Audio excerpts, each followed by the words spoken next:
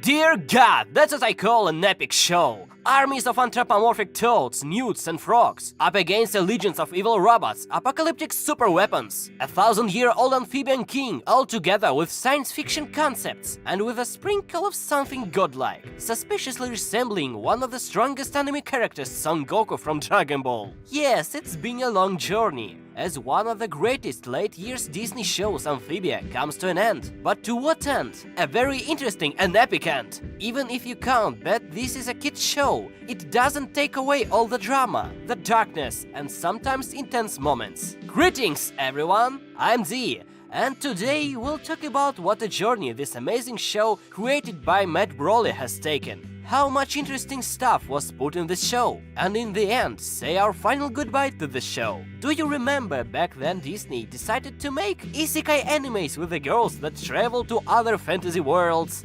Yes, I'm talking about both Amphibia and the Owl House, and the formula how the show showed self. Amphibia and the Owl House were both put in the legacy of the legendary, all-known and beloved Gravity Falls. And considering that Donna Terrace and Matt Brolly are both connecting to Gravity Falls and Alex Hirsch, then it's understandable where all these countless Easter eggs and similarities are coming from. All those jokes that seem funny at the time, but when it comes to plot, it turns out that fat joke was foreshadowing all along. For example, in Amphibia, in the very first episode, we were shown that Annie's eyes glow with a little blue tint.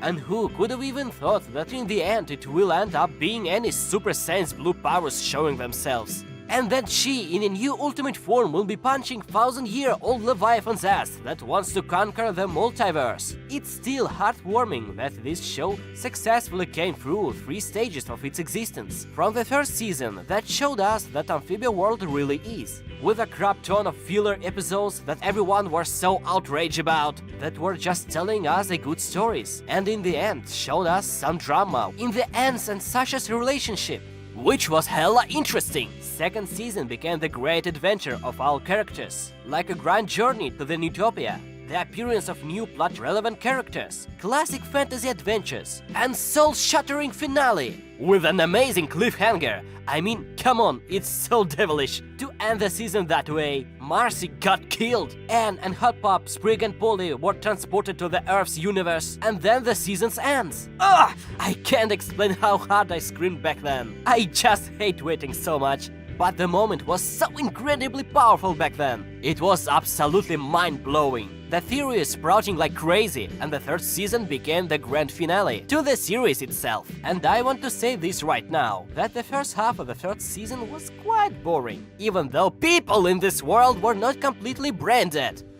Excuse me, I'm just so infuriated by people in all those cartoon shows that only waste your time and only look like complete degenerates, not even noticing all the calamity, going around colorful aliens, magic that burns the fabric of space. Yeah, that includes hell of a lot of shows. But in Amphibia, even though there are some people who eat cat food for cereal, but there are also some decent people. And you start to believe that these are people and not Neanderthals who were given human clothes. And for the first time in human history, the government noticed something sus and started to spy on these frogs, thinking that it's some kind of aliens. And while in practice they ended up being completely vegetoid morons that are unable to defeat a 15-year-old girl that cosplays Darth Vader from Rogue One.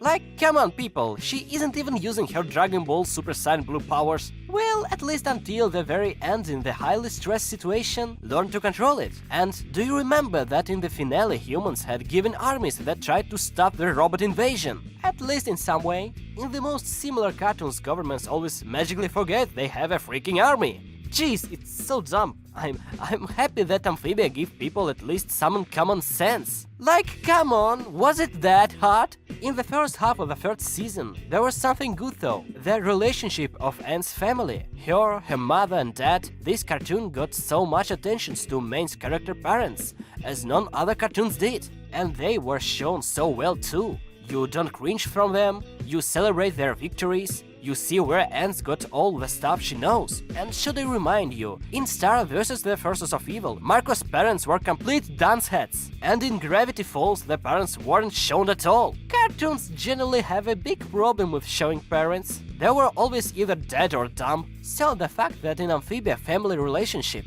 is actually shown decently well is a huge plus in my book. But in the meantime, King Andreas was trying to kill Anne and her family by playing goddamn VR.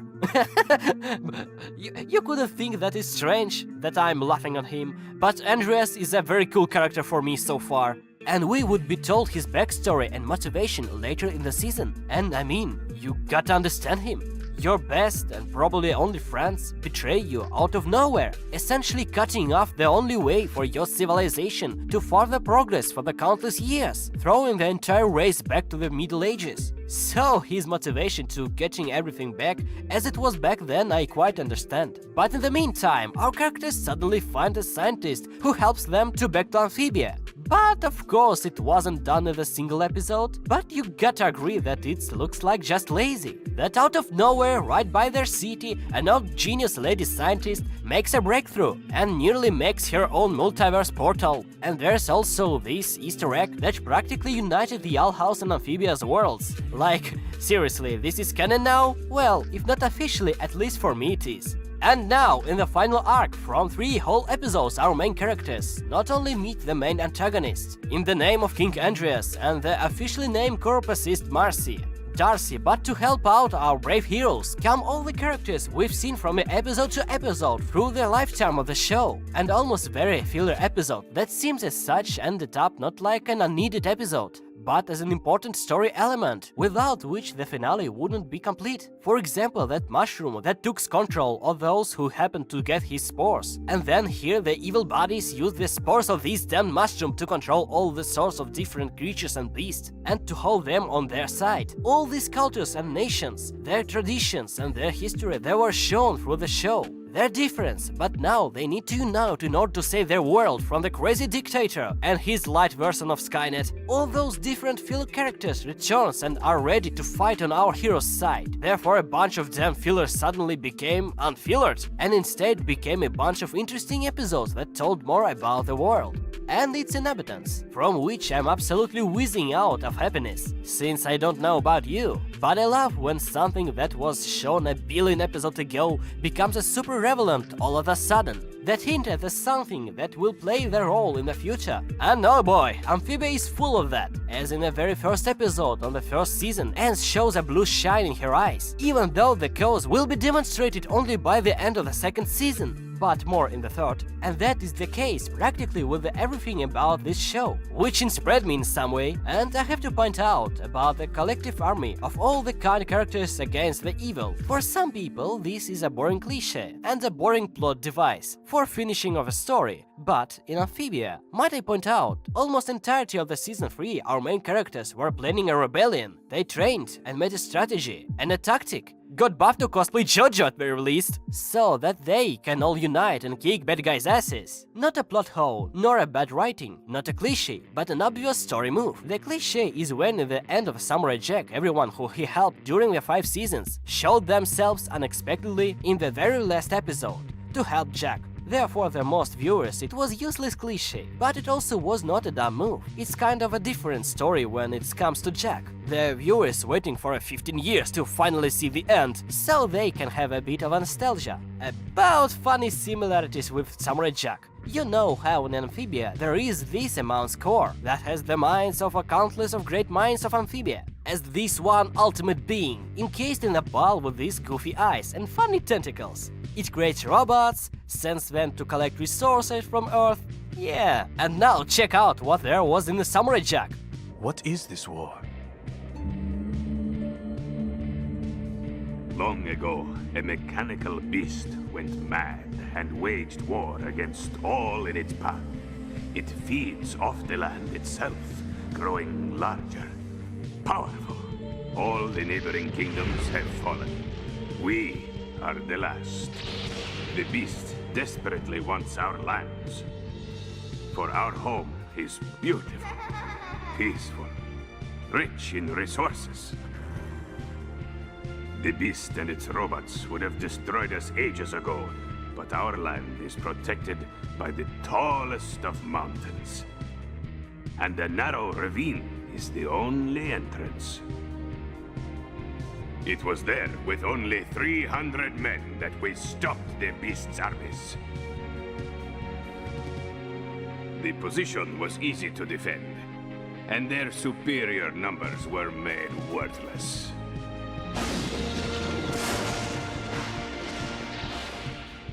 Peculiar, isn't it? More about that core thing, by the way.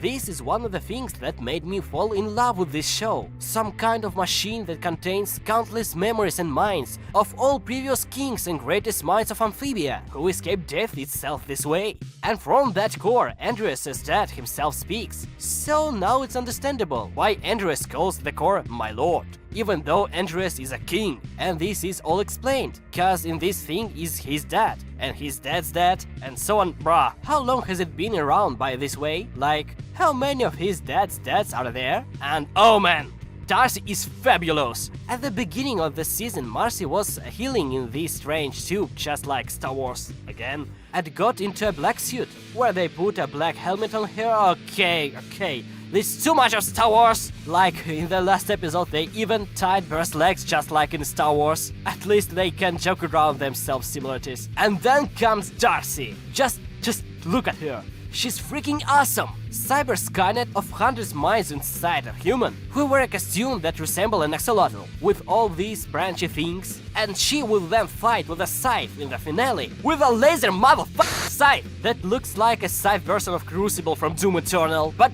god, in this character there are just so many things that I like. All the amazing concepts and visual stuff, and I just can't. And don't let me start it on how freaking awesome in her speech. This dominant feeling of sky-high self-esteem and her own superiority. But she also doesn't forget to laugh her ass out. She jokes and genuinely enjoys life, even if it's as simple as eating cupcakes. And then there comes the final plot arc. Our heroes are ready to defeat King Andreas, and he doesn't stop to amaze me, his ego being swollen out of pride that he has all the advantages. He's feasting about his last victory. In this battle scene, his epic and graceful superhero landing. You're gonna do superhero landing. Wait for it! Woo! Superhero landing! Yeah, that's really hard on your knees. You can see the joy of the process in this man's eyes. Meanwhile, our heroes are being excruciatingly defeated. Darcy catching them and demoralizes the rebellion, while hitting at the fact that her friends were never such a good friends back then, and didn't like her interests and hobbies, and didn't respect her needs, which brings up a very interesting storyline of Rio's friendship again, from how Anne was a spineless girl for herself at the start of the show, and all this abusive and manipulating crap from Sasha, and now it turns out that in their trio they didn't even respect Marcy and all of that, while in the meantime our villains steal the fabric of multiverse space-time and start invading the shit out of Earth. And then there's final battle. God, it's just beyond all you could imagine. Again, battle of Sasha and Darcy, Cyan, Super Saiyan Annie and Andreas in his full mecha suit, which looks especially like those meat guardians from the Owl House. And I just can't get enough of all that's going on. So positive things, all those sick references, a bunch of philosophy, the emotional bond you gained with the characters. And God forbid if I start rambling about these fantastic villains again. Andreas once again shows that he's really like a version of God Emperor from Warhammer 40k, like a light version for Amphibia. I mean, look at that. Big as heck, love progress, lives for 1,000 years, has a glowing sword. All that was missing was a power suit. And look what he got in finale. Just amazing. Well, there it is. The absolute finale is starting, but it's clear as day that no way in hell is Disney allowing to kill one of the characters. I actually highly doubt we will get a series ending. Yeah, you might have guessed it by now. I'm making this video the day before the final episode, but I know that it's going to be just a Majora's Mask mixed with the Sonic Adventure 2 or something. The end will probably be a good old happily ever after, from Disney with love. I doubt it will be touching, at least for me, but I'm unbelievably glad that it witnessed this entire path that the characters took, how they grew, how they changed, and heck the fact that every show has some flaws. That sometimes some characters' problems got too much attention, while they really didn't deserve to. and that some episodes felt literally worthless in the overall story, that Andreas will redeem himself and go good Santa Claus mode again, since this flashback of him and his friends. But that is not that important, because Amphibia already has left a mark of a good show in my mind. As a good fantasy story in a world with magic and monsters and borderline sci-fi and science fiction stuff. Well, and if you want a video about the final episode, then please let me know in the comments. I read all of them, as there are not that much right now. I really wanna hear your opinion. Please. Go watch some other videos on my channel, or animation, I have quite a few of those. And don't forget to annihilate the like and subscribe button, and see you in the next video. Bye!